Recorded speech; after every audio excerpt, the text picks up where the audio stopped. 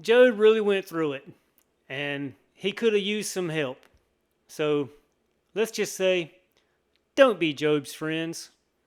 We'll talk about that on this episode of Time Out with Timothy. Time! Come out!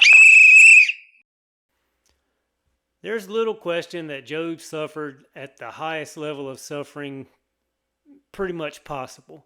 And we talk a lot about how he stayed true to his faith and his love for God, and he didn't sin, and he didn't curse God, and all that, and rightfully so.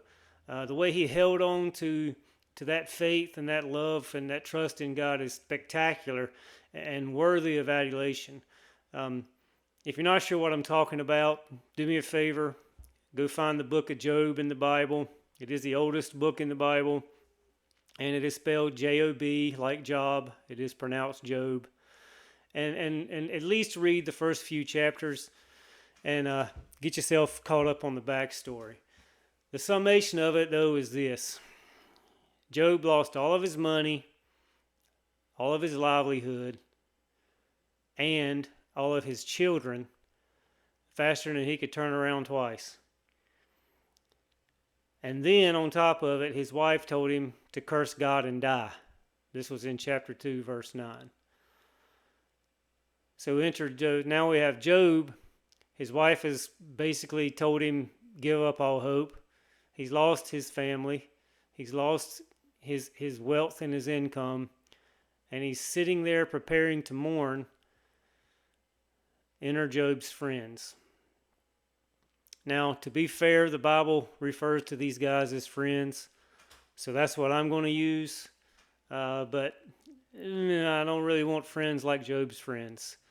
And I guess there's not really a better way to talk about them than to call them friends. Acquaintances. Yeah, they're probably more than that. But the Bible calls them friends, so we'll go with it. But these guys are really not good examples of what a friend needs to do when they're trying to help someone that's in a bad place in life. Now, these guys did have names, and I'll probably butcher these names. Eliphaz, Bildad, and Zophar were their names. So you can see why from here on out I'm just going to refer to them as the friends.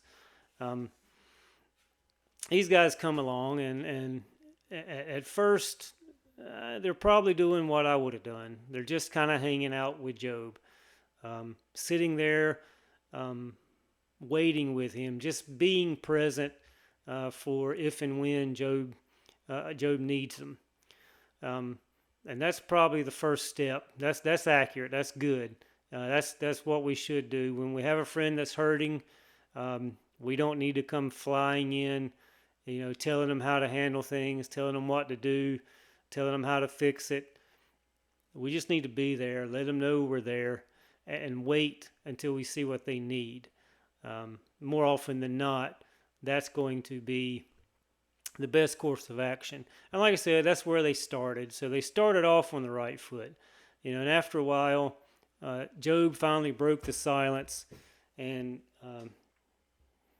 at the beginning of chapter 3, he spoke, and the back and forth began from there. So for most of the rest of the book of Job, there's just a back and forth between him and his friends. He's pleading with somebody, anybody, to help him understand why he is going through the pain that he's going through. He's examining his life. He's looking through his record. He's trying to find what he did that could have brought it upon himself. But he can't find anything. He knows he didn't do anything. He knows he doesn't deserve this, as we would say. But he has lost everything, and he wants to understand why.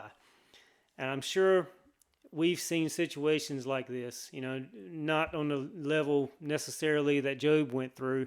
There's not been too many people that have lost everything like that, the way Job did, including family. And then I guess in some ways, as we'll see looking through how Job's friends talked to him, he kind of lost his friends too. He lost his social standing. He lost everything at the snap of a finger, really. And he wants to know why. So we've had the people in those things. If something goes wrong, creates a lot of suffering, a lot of pain that we have to deal with, and we have to push through it, and we don't know why. And you're thinking, if I just knew why, if I just could understand it, it would help. So you cry out to God or man or anything under the sun to give you that answer. Most of the time you know that there's no one out there other than God that can give you that answer. This was Job. And more often than not, the only thing you can do when a friend is in a Job moment, in a situation like Job, is there to be vented on, and then encourage and build up as much as possible. The friends did not understand this at all. So Job is asking why. The friends are responding back, because of you. They're going back and forth with him, basically telling him, Job, you have done something wrong. You have brought this upon yourself. You just need to figure out what you did wrong, confess it, and ask forgiveness. Then you can get back on the right track. This was their basic argument. Sound like pretty good friends, right? Hey, Job, you screwed up. This is your fault. Only you can fix it. You just got to figure out what to confess and own up to. And Job was basically saying, I am trying to figure out what I did wrong, and I can't. And I'm not going to make something up just to make you guys happy that I did something to deserve this. And they go back and forth and back and forth. So you can see that they were really very comforting to Job. And we can do that sometimes as well, It's easy when you see someone hurting, whether intentionally or not, it can be easy to pile on to them. And too often we do that. That's partly because we want to have control over everything instead of accepting that sometimes life just happens. How many times have you heard a response to a bad event, be something like, well, if you hadn't have done this, then that wouldn't have happened. Or if you hadn't have done that, you still would have been able to do this. People seem to have a hard time accepting that life happens to everyone. It rains on the just and the unjust alike. And that's part of the plight of being a human on this world, living under the curse that Adam and Eve gave us. It's going to rain on the just and the unjust alike. We are going to have pain and suffering in this world. We got to learn how to deal with it and find the strength to deal with it. And the best place to find that strength is through God. But back to Job's friends. His friends didn't seem to believe that life just happens.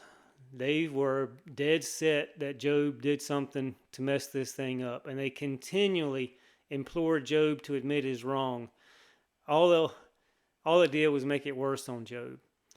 And Job was getting to the point where he was about to boil over. He was about to lose it.